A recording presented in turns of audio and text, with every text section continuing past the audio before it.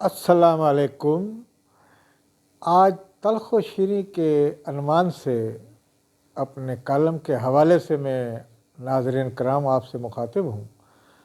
पाकिस्तान में जो तलख़ी की फ़िज़ा है वो इमरान खान के आज के बयान से किसी हद तक कम हो चली है और मैं समझता हूँ उनकी इस बयान से कि इलेक्शन अगर देर में भी हुए तो हमारा फ़ायदा होगा, तो मैं समझता हूँ उनकी तब्दीली आ गई है और खुशगवार तब्दीली आई है। इस तब्दीली को हम खैर मकदम करते हैं और मैं इस चीज़ का भी खैर मकदम करूँगा कि पाकिस्तान में तल्ख़ फ़िज़ा जो पाई जाती थी वो ख़त्म हो चली है।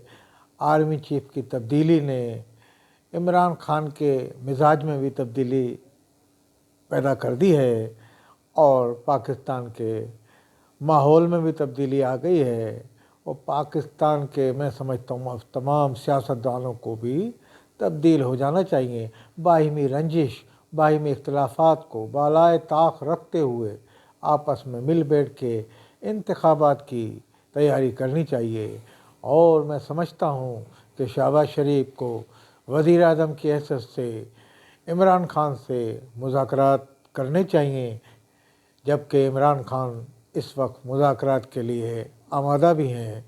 तो मैं समझता हूँ इससे अच्छा टाइम पाकिस्तान में सियासत के हवाले से पहले नहीं था, क्योंकि पाकिस्तान में चोर चोर डाकू डाकू की आवाज़ें सुन के आवाम तंग आ चुकी थी और पाकिस्तान में इस तरह की फ़िज़ा पैदा हो गई थी, एक खिंचाव, एक टेंशन, आवाम एक दूसरे से बदज़न हो गए थे। पीटीआई के कारकुन इमरान खान के ख़िलाफ़ सुनने को तैयार नहीं थे, पीपी के कारकुन अपने लीडर के ख़िलाफ़ सुनने को तैयार नहीं थे।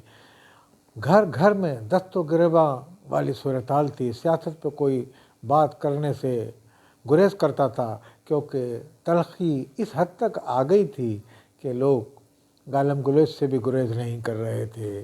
तो मैं समझता हूँ इस चीज़ को अब ख़त्म हो जाना चाहिए।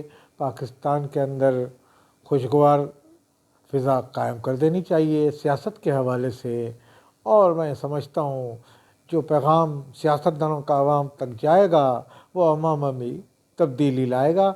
आवाम में पाई जाने वाली कशीदगी और टेंशन किसी हद तक दूर हो जाएगी और दूर क्यों ना हो, पाकिस्तान इसका मुतहम्मिल नहीं हो सकता।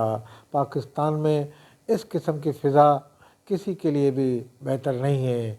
दुश्मन पाकिस्तान में इंतशार की फ़िज़ा देखना चाहता है और इस इंतशार से फ़ायदा उठाना चाहता है।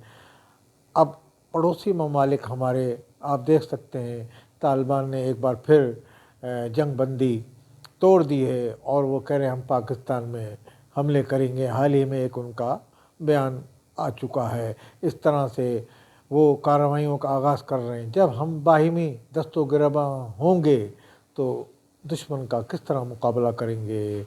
इसी तरह हमारे मुल्क में इंतशार फैलाने वाले कुछ कौम परस्त सियासतदान ऐसे हैं जो मुल्क दुश्मनी की हद तक चले गए हैं, ये हर सूबे में पाए जाते हैं। वो इस सूरत हाल से बहुत खुश होते हैं और फ़ायदा उठाते हैं। तो मैं समझता हूँ हमारे कौमी सियासतदान इमरान खान, शहबाज शरीफ, आसिफ अली जरदारी और तमाम जो कौमी सोच रखते हैं, पाकिस्तान की बका की ज़मानत रखते हैं और पाकिस्तान की चाहत में उनके अवाम को पैगाम जाता है उनकी तरफ से, उनको चाहिए कि अब पाकिस्तान में खुशगवार तब्दीली आ चुकी है।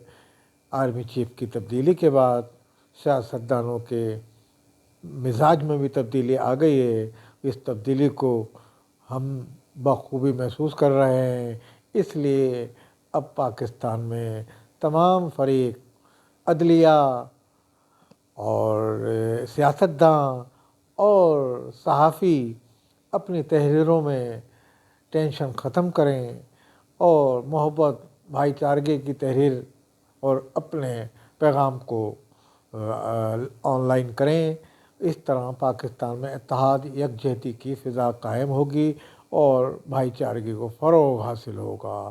میں سمجھتا ہوں پاکستان میں کسی ایک متفقہ فیصلے پہ تمام سیاستداں متفق ہو جائیں، یہی پاکستان کی بقا کی ضمانت ہے، اور اسی میں ہی پاکستان کی بقا ہے، سلامتی ہے، اور پاکستان ترقی کرے گا۔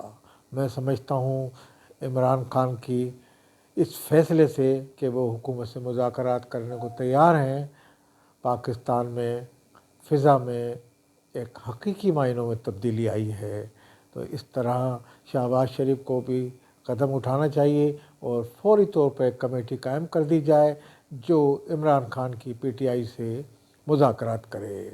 میں عمران خان سے بھی درخواست کروں گا کہ وہ اسمبلی توڑنے سے گریز کریں، اور اس طرح سے انتشار کی صورتحال دوبارہ پیدا ہو جائے گی۔ تو میں امید رکھوں گا کہ پاکستان میں کوئی ایسا قدم نہیں اٹھایا جائے گا جس سے صورتحال جو خوشگوار تبدیلی آئی ہے، یہ تبدیلی پھر سے کشیدگی میں اضافہ نہ ہو جائے۔ اس لیے میں سمجھتا ہوں تمام سیاستداں قومی مفاد میں سوچیں گے اور قومی مفاد کو اولویت دیں گے۔ پاکستان پائندہ باد۔